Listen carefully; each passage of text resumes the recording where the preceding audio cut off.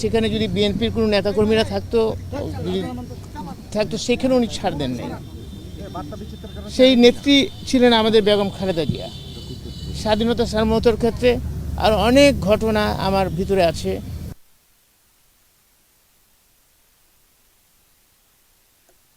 পাই নাই। উনার ছেলে আমাদের বর্তমান অ্যাক্টিং চেয়ারম্যান, উনার মধ্যেও আমি দেখেছি সেই একই জিনিস, যেমনটা ছিল ওনার বাবার প্রতি এবং ওনার মানে সহধর্মিণী বেগম খালেদা জিয়া এবং ওনার ছেলে। আপনারা দোয়া করবেন আমার নেত্রীর জন্য। আল্লাহ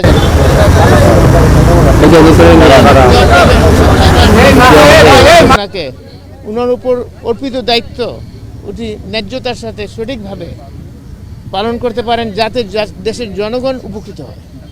বেগম জিয়ার রাজনৈতিক দর্শনটা আপনারা কন্টিনিউ করা বা এই জায়গা নিয়ে যদি একটু বলতেন, বিএনপি আগামী দিনের সরকার গঠন করলে স্যার রিফ্লেকশন থাকবে কিনা? ইনশাল্লাহ থাকবে। এবং আপনারা বুঝতে হবে, আমরা কিন্তু প্রথমে প্রয়াত রাষ্ট্রপতি জিয়াউর রহমানের আদর্শ নিয়ে এসেছি এবং সেটি নিয়ে খালেদা জিয়া আমাদের নেত্রী, সাবেক প্রধানমন্ত্রী, উনিও সেই একই জিনিস নিয়ে আসছেন এবং আমাদের নেতা জনাব তারেক রহমান সাহেব ওই একই জায়গাতে থেকে আমরা আসছি। তো সেখানে কোনো পরিবর্তন হওয়ার কোনো আশঙ্কা তো নাই। আমাদের মুখ্য লক্ষ্য হচ্ছে, আমার নেতা বলছেন ওনার একটা প্ল্যান আছে, প্ল্যানের মধ্যে দুটো অংশ উনি কিন্তু ইতিমধ্যেই বলেছেন। একটা হচ্ছে দেশের মধ্যে আইন শৃঙ্খলা পরিস্থিতি উন্নয়ন করা, দুর্নীতি নিরসন করা।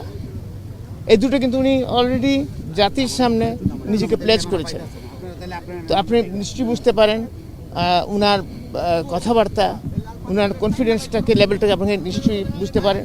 এবং ইনশাল্লাহ দোয়া করবেন, আল্লাহ যদি রহমত করে ইনশাল্লাহ তারা আমরা সেটা